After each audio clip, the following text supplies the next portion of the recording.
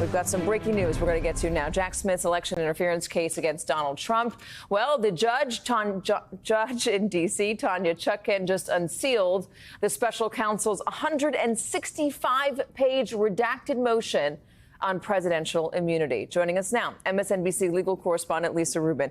It is 165 pages. We've had it for all of, I think, 4 minutes. We obviously haven't been able to go through all of it. Still, this was what we thought would be sort of a mini trial. Here is the evidence we have against Donald Trump in regards to what happened in 2020. Is there anything so far that is jumping out to you now that we didn't know about before today? Well, Katie, one of the things that I would just point out is that we obviously know who the government thinks Donald Trump's most important co-conspirators are. In this indictment, there is a description of 6 co-conspirators, the majority of whom have been definitively identified before. That having been said, one of the things that pops out to me immediately is how many people here are identified just by P numbers, meaning they're not people alleged to be co-conspirators, but they are people who are alleged witnesses or participants in the event. And there are so many of them that even on page 13, which is as far as I've gotten, there's a reference to P76, meaning there are at least 76 people listed in this description, this detailed recitation of the facts that the government wants Judge Chutkan to see relevant to her immunity determinations that we know are involved here. And many of these people are people who came from the campaign world. That's the other thing that jumps out to me immediately, is just the identification of so many people from the former president's campaign who were involved in what the government is now describing as purely private activity designed to ensure that he remained in office. That matters because for purposes of fulfilling the Supreme Court's mandate in terms of immunity, anybody who worked for the campaign alone and never was a member of executive branch staff, those contacts between them are, according to the government, fair game and should be fair game according to the Supreme Court as well, which recognized there is a realm of private conduct that could be within chargeable conduct for the former president. I would like our team to go through and find out if there are any references to Vice President Mike Pence in here, because that is one of the big arguments. They believe that some of the actions that Donald Trump took with Vice President Pence are still admissible, even though the Supreme Court said that they would largely be covered, I'm paraphrasing here, largely be covered by presidential immunity because of the relationship between the president and the vice president. I know Jack Smith wanted to argue that there are exceptions there, and that they have proof that would be that would overtake the Supreme Court's threshold for making that immune. The interesting thing is this whole argument is based on private versus public conduct, and when you're looking at just the beginning of this filing, I'll read you just the first part of it. The defendant asserts that he is immune from prosecution for his criminal scheme to overturn the 2020 presidential election because he claims it entailed official conduct. Not so. Although the defendant was the incumbent president during the charged conspiracies, his scheme was fundamentally a private one. Working with a team of private co-conspirators, you just mentioned that, Lisa, the defendant acted as a candidate when he pursued multiple criminal means to disrupt through fraud and deceit the government function by which votes are collected and counted, a function in which the defendant, as president, had no official role. So when you have J.D. Vance out last night saying, no, this was just free speech and, you know, this I'm focused on the future, this is what the Democrats and a lot of other Republicans are still arguing, which is that Donald Trump had no role in this election. Correct. He got the results just like everybody else did. Yes, he can file lawsuits because he doesn't trust the results in X, Y, or Z county. But once those multiple lawsuits are filed and then dismissed, that's it. But he keeps going on, still claims the election was stolen to this day, and finds it to be such a necessity to believe this lie that J.D. Vance, his vice president, has to keep telling that lie on the campaign stage, even though he said privately he knows Donald Trump lost. Yes, and I want to go back to something that you just asked me, which is about the role of former Vice President Pence here. There are definitely recitations about conversations between former Vice President Pence and former President Trump. And that's because the government's contention is it depends on how Pence and Trump were interacting with each other.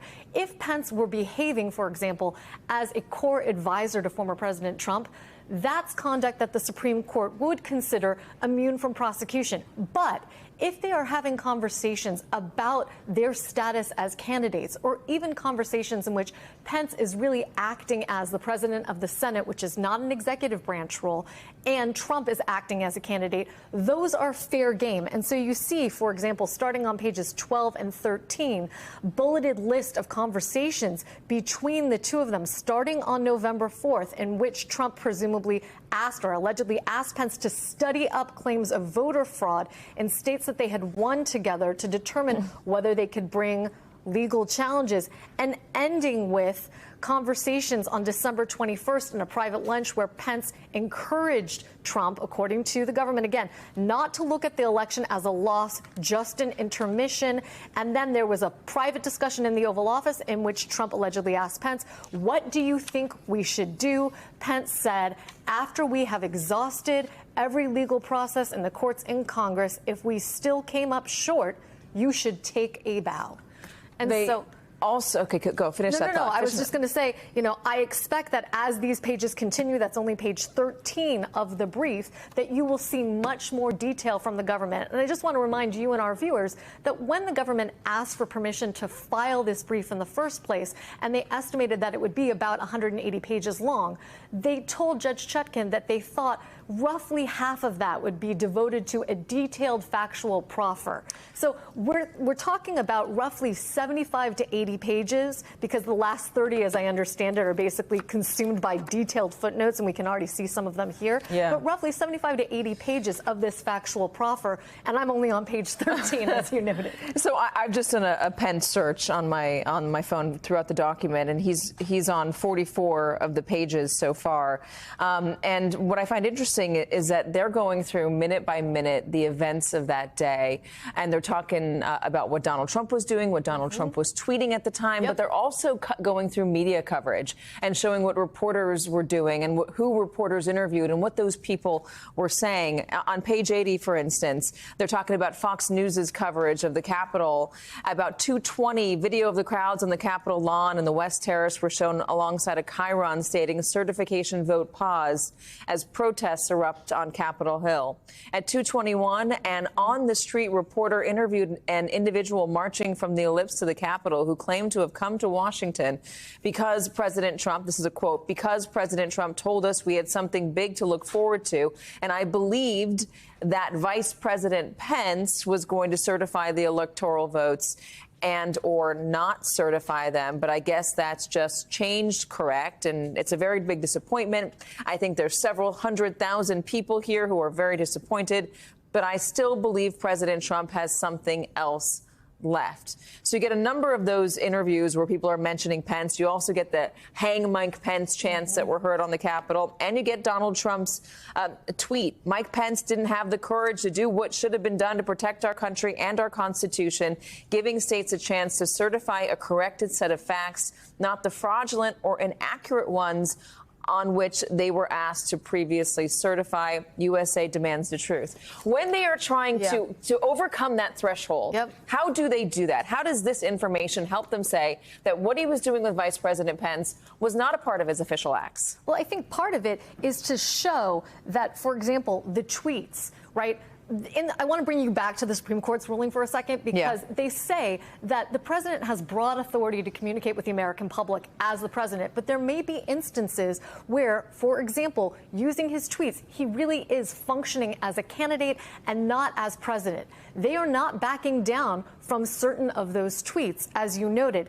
And one of the reasons that the government is fixated on that is because they want to show not only what Donald Trump knew and what he was ingesting at that time, which may account for the minute-by-minute recitation of what Fox News was airing, but that in his communications, he wasn't doing anything official. Again, we're talking about January 6th, a date on which the current president of the United States has absolutely no official role when it comes to election administration. I want you to go to page 89, Lisa, if you can, because this is where they get into the defendant's interactions with Pence. They argue the only conduct alleged in the original indictment that the Supreme Court held was official and subject to at least a rebuttal presumption of immunity was the defendant's attempts to lie to and pressure Vice President Pence to misuse his role as president of the Senate at the congressional certification. The Supreme Court stated that whenever the president and vice president discuss their official responsibilities, they engage in official acts, and further explained that because Pence's role at the certification was a constitutional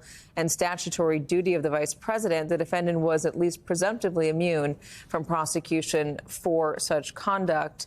Accordingly, unlike all of the other threshold determinations that the court will have to make about whether the defendant's conduct alleged in the superseding indictment was official with respect to the defendant's conversations with Pence about Pence's official role in the certification proceeding, the court can skip to the second step, whether the government can rebut the presumption of immunity that the Supreme Court held applies to such conversations, because the executive branch has no role in the certification proceedings, as we've been talking about, and indeed the president was purposely excluded from it by design. Prosecuting the defendant for his corrupt efforts regarding Pence poses no danger to the executive branch's authority or functioning. It's part of the argument they're putting forward.